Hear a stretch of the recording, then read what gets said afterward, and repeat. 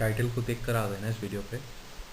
मुझे मालूम था जब तक तुम्हारे को कोई भी चीज़ अच्छी चीज़ सिखाने के लिए क्लिक बिट नहीं किया जाए तुम देखने नहीं आओगे। अब तुम्हें लग रहा होगा तुम्हारा कट गया है। नहीं दोस्तों, तुम्हारा नहीं कटा है। जो टाइटल है, भले ही तुम उस चीज़ के लिए पैसे बचाओ या किसी चीज़ के लिए पैसे बचाओ, मेरा एम सिर्फ इस चैनल के थ्रू तुम्हें यही सिखाना है कि पैसे कैसे बचा सकते हैं। पैसे बचाने के लिए पहले तुम्हें समझना पड़ेगा कि जो पैसे तुम्हारे पास बचते हैं वो बची हुई पैसे को तुम्हें कहीं इन्वेस्ट भी करना चाहिए, जिससे आज अगर तुम्हारे पास 100 रुपये बचते हैं तो वो थोड़े टाइम बाद 100 से ज़्यादा हों, 100 से कम नहीं हो। 100 रुपये अगर तुम्हारे पास रखे रहेंगे तो उसे 100 रुपये रहेंगे, लेकिन तुम 100 रुपये इन्वेस्ट करोगे वो तुम्हारे पास 100 रुपये नहीं रहेंगे, वो 100 से ज़्यादा होंगे। अब समझते हैं कि इस प्रोसीजर को क्या कहते हैं।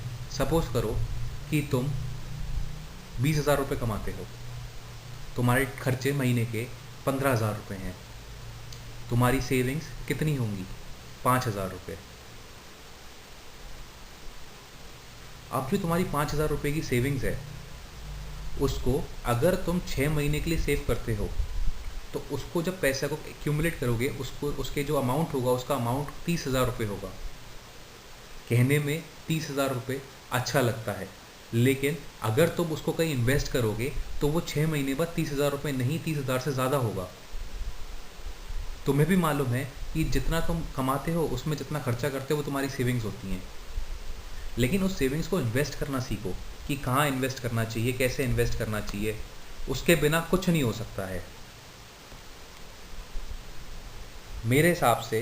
अब अगर आपको कोई चीज़ के लिए सेव करना है, पहले आपको देखना चाहिए कि आपकी परचेजिंग पावर है कि नहीं उस चीज़ की। अब सपोज़ करो ये वाला एग्जांपल ले लो, गर्लफ्रेंड को फ़ोन गिफ्ट करना है। अब आज से 6 महीने बाद तुम्हें फ़ोन गिफ्ट करना है, लेकिन अब तुम देखो अगर वो तुम्हारी गर्लफ्रेंड को तुम्हें आईफोन गिफ्ट करना है, आईफोन की कीमत 60,000 रुपये है, लेकिन तुम 6 महीने में से 30,000 रुपये सेव कर सकते हो, तो 60,000 रुपये की चीज़ के लिए डिज़ायर करना गलत है क्योंकि तुम्हारी परचेजिंग पावर नहीं है। अब तुम्हें समझना है कि जब तुम्हें 6 महीने बाद अगर 30,000 का फ़ोन गिफ्ट ही करना है तो अगर तुम उस 30,000 के फ़ोन को गिफ्ट अभी भी कर सकते हो अगर तुम कुछ इन्वेस्ट नहीं करो, लेकिन तुम्हारा एम यही नहीं होना चाहिए कि तुम 6 महीने बाद वो चीज़ खरीद सको। तुम्हारा एम ये होना चाहिए कि वो खरीद भी सको प्लस कुछ पैसे बचा भी सको। तो अब सोचो कि वो पैसे को कहाँ इन्वेस्ट करें। ऐसे जैसे 6 महीने बाद तुम्हें कोई फ़ोन गिफ्ट करना है, 6 महीने के बाद गिफ्ट करने का तुम्हें टाइम पीरियड है वो बहुत शॉर्ट है, और 5,000 रुपये अगर तुम हर महीना इन्वेस्ट भी करते हो तो तुम्हारे लिए टोटल 30,000 रुपये एक्यूमुलेट होते हैं। तो 6 महीने के लिए अगर तुम कोई स्कीम समझना चाहो जिसमें तुम इन्वेस्ट कर सको, जिससे तुम्हें रिटर्न मिल सके और कुछ पैसे कमा सको, ऑल्दो टाइम पीरियड बहुत कम है, लेकिन what ever you will earn during this period वो आपकी एक एक्स्ट्रा इनकम है, भले ही वो बहुत माइन्यूट हो। तो इसके लिए मेरे हिसाब से सबसे बड़ी ऑप्शन है रेकरिंग डिपॉजिट। अगर आप बैंक में जाओगे रेकरिंग डिपॉजिट देखोगे तो बैंक में रेकरिंग डिपॉजिट के लिए आप कहीं भी बैंक में अकाउंट खुलवा सकते हो और नियर अबाउट आपको 6% की रिटर्न ऑफ इनकम मिलती है।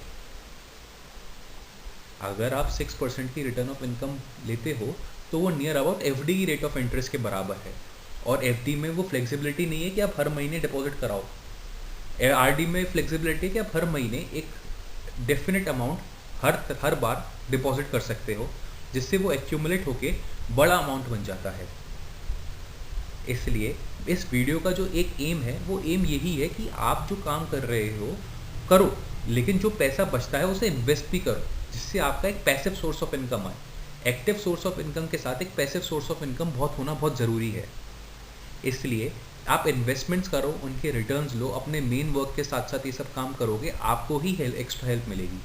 मैं आगे भी वीडियो बनाता रहूँगा इन्हीं टॉपिक्स पे, जिससे आपको हेल्प मिले कि आप कैसे काम कर सकते हो, कैसे सेव कर सकते हो, जो सेविंग्स हैं आप उसको कहाँ इन्वेस्ट कर सकते हो, और उन्हीं इन्वेस्टमेंट से अपनी चीज़ों को और बड़ा बना सकते हो। कोई भी चीज़ हो, आज अगर वो आप छोटे लेवल पे काम करते हो, जब आप इनकम आएगी आपके इन्वेस्टमेंट्स करोगे, वो इन्वेस्टमेंट्स की जब वैल्यू इन्फ्लेट होती है या फिर एप्रिशिएट होती है, उस वैल्यू जो आपकी एप्रिशिएटेड वैल्यू है उससे जो आपकी एप्रिशिएटेड वैल्यू और जो आपकी परचेज प्राइस है उसके डिफरेंस वो आपकी इनकम है। तो बेसिकली इस चैनल का मेन एम है आपको सिखाए कि कैसे जो वैल्यू है उसको अपनी वैल्यू इन्वेस्टमेंट वैल्यू को अप्रिशिएट करें, अपनी सेविंग्स को कहाँ इन्वेस्ट करें, और कहाँ आप कैसे कैसे करके पैसे की वैल्यू को मैक्सिमाइज़ कर सकते हैं। और गर्लफ्रेंड ही नहीं, किसी के लिए भी, आप अपने लिए भी, किसी के लिए भी, अपने माता पिता, किसी के लिए भी कुछ भी करना चाहें वो कर सकते हैं। जैसे आज मैंने आपको आरडी का ऑप्शन बताया, ऐसे ही अगर आपकी कोई क्वेरीज हो तो आप कमेंट बॉक्स में जाइए, आप मुझे लिखिए, मैं उस पर बिल्कुल वीडियो बनाऊंगा और मैं आपको हेल्प करूंगा कि आप अपने जीवन को कैसे प्लान कर सकते हैं और कैसे आगे बढ़ सकते हैं। इस वीडियो को लाइक करें, सब्सक्राइब करें चैनल को, और कमेंट सेक्शन में कोई भी क्वेरी हो तो कमेंट करके बता दें।